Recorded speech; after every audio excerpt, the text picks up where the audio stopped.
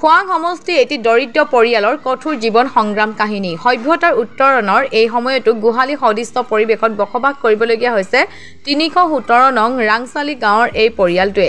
চাৰিজনীয়া পৰিয়ালটোৰ মুৰব্বী ফণীধৰ পাটৰ এগৰাকী বিশেষভাৱে সক্ষম ব্যক্তি। বৰ্তমান চকুৰেও কমকৈ দেখে। এজন পুত্ৰ পেৰালাইচিছ হৈ শয্যাশায়ী হৈ থাকিবলগীয়া হৈছে। আন এজন পুত্ৰ ৫ বছৰ পূৰ্বে মৃত্যুমুখত পৰাৰ পিছত কন্যা সন্তানৰ সৈতে এগৰাকী বিধৱা বোৱাৰী আছে পৰিয়ালটোত। বোৱাৰীগৰাকীয়ে বৰ্তমান দিন হাজিৰা কৰি পৰিয়ালটোৰ বাবে কোনোমতে ভাতমুঠি যোগাৰ কৰি আহিছে। এই দুৰ্ভগীয়া পৰিয়ালটোৱে আজিলৈকে নাপালে এটা চৰকাৰী আৱাসগৃহ। এটি জৰাজীৰ্ণ বাসগৃহৰ ভিতৰতে বসবাস কৰি আহিছে পৰিয়ালটো। শুবলৈ নাই এখন বিচনা। এটা চৰকাৰী আৱাসগৃহ পোৱাৰ যোগ্য হোৱাৰ পিছতো চৰকাৰী আৱাসগৃহৰ পৰা বঞ্চিত হ'বলগীয়া হৈছে পৰিয়ালটো। শেহতীয়াকৈ স্থানীয় কেইজনমান সচেতন ব্যক্তিৰ প্ৰচেষ্টাত পৰিয়ালটো থাকিব পৰাকৈ এটি বাঁহৰ ঘৰ নিৰ্মাণ কাৰ্য চলোৱা হৈছে। ইফালে দুৰ্ভগীয়া পৰিয়ালটিক এই নৰক যন্ত্ৰণাৰ পৰা উদ্ধাৰ কৰি এক সুস্থিৰ জীৱন প্ৰদান কৰিবৰ বাবে চৰকাৰ আৰু বিভাগীয় কৰ্তৃপক্ষক আহ্বান জনাইছে স্থানীয় ৰাইজে। আপুনি জুপুৰিটোৰ তলতে আছে? তলতে। আপোনাৰ আধাৰ কাৰ্ড সব এইবোৰ আছে নে? আছে। কি কাগজ আছে আপোনাৰ? কাৰ্ড আছে, পান কাৰ্ড আছে, চাউল কাৰ্ড আছে, কাৱন আছে। আপোনাৰ কি ঘৰ পোৱা নাই? নাই। আবেদন কৰিছে নে? কৰিছিলোঁ। হয়, মই মূল আঁতৰ একচুৱেলি এই ঘৰটো নহয়, এই গাঁওখন নহয়। তথাপি মই এই ঘৰটোৰ মানুহজনৰ যি অৱস্থা সৰুৰ পৰা পাই আহিছোঁ। মই যিহেতু কাম কৰা সূত্ৰে মই বাহিৰত থাকিব লাগে দিনটোত, তেতিয়া মোৰ পৰিবাৰে ফোন কৰিছিল, বাইদেউ এজন আহিছে তোমাক বিচাৰিছিলে, বোলে তেখেতে চাউল বিচাৰি আহিছে বোলে দি দিওঁ নেকি বোলে এনেকৈ সুধিছিলে কথাবোৰ।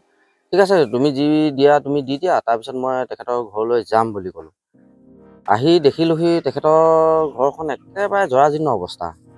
আহি ইমান দুখ লাগিল। বৰষুণ দিলেও আপোনাৰ থাকিবলৈ এটুকুৰা ঠাই নাই।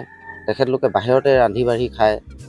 পিছত দুখ লাগিল। তেতিয়া ওচৰ চুবুৰীয়া ককাইদেউ কেইজনমানক মাতিলোঁ, তেখেতলোকক ক'লোঁ যে আমি দাইদেউৰ ঘৰটো বনাই দিয়াৰ ব্যৱস্থা কৰিব লাগে, যিহেতু মানুহজনৰ অৱস্থাটো একেবাৰে বেয়া। সেই বুলি কোৱাত আমি সকলোৱে একলগ হৈ মানে এই ঘৰটো বনাই দিবলৈ লৈছোঁ। বাঁহ আমাৰ এই গাঁৱৰে বহুকেইজন মানুহে ডনেট কৰিছে। যাৰ ঘৰত বাঁহ বাৰী আছে তেখেতলোকে এডাল দুডালকৈ দিছে, আৰু তেখেতৰ বাৰীৰ চুকতো এজোপা বাঁহ গছ আছিলে, তাৰ পৰাও কেইডালমান আমি কাটিলোঁ। টিংবোৰো আমি সেই 2 টকা আমাৰ ওচৰৰে গাঁৱৰ ৰাইজে ডনেশ্যন দিছিলে, সেই তেনেকৈ দোকানত গৈ আমি আনিলোগৈ। এইটো বৰ দুখজনক বিষয়। তেখেতে চৰকাৰৰ ফালৰ পৰা মানে এই লেট্ৰিনটো পাইছিলে, সেইটো আজি অৱস্থা এই ফণী পাটৰ। এই কিমান দিনৰ পৰা এনেধৰণে আছে? ইয়াতকৈ আগতে ঘৰবোৰ ভাল আছিলে নে? ভাল আছিলে। কেতিয়াৰ পৰা এনেকে ধৰণে থাকে? হৈ গ'ল 4-5 বছৰমান হৈ গ'ল। আপোনাৰ চকুৰ যিটো হেৰি হৈ আছে আগৰ পৰা নে পিছত? কিমান বছৰ আগৰ পৰা হৈছে? এইটো হ'ল 9-10 বছৰমান হৈ গ'ল। চকুৰ আৰু ভৰিটো সৰুৰ পৰা